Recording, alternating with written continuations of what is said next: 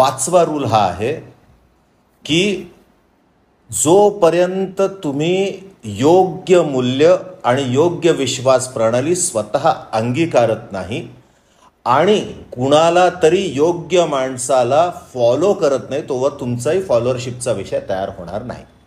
एक रूल आहे जो तुमच्याबरोबर शेअर करतो.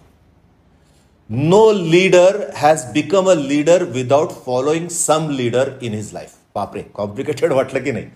कुणीही लीडर हा कुणाला तरी फॉलो केल्याशिवाय स्वतः लीडर बनू शकलेला नाही आहे.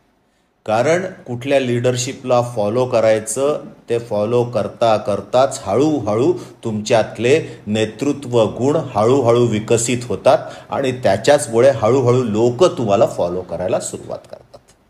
त्याच्यामुळे मी कोणाला फॉलो करणार नाही, माझंच खरं करणार, ही जी वृत्ती आजकाल बोकाळत चालली आहे.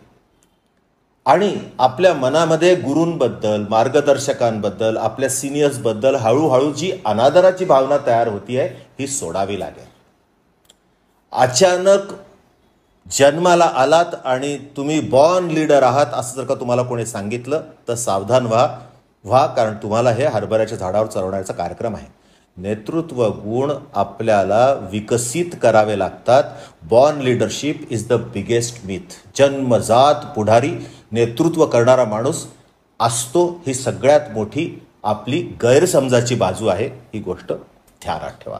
त्यामुळे प्रिन्सिपल काय सांगितलं? Start following the right people for the right qualities to adapt. आपल्याला चांगल्या गुणांना अंगीकारायचं असेल तर चांगल्या क्वालिटी गुणवत्ता असलेल्या मनुष्यांना आपल्याला फॉलो करावं लागेल.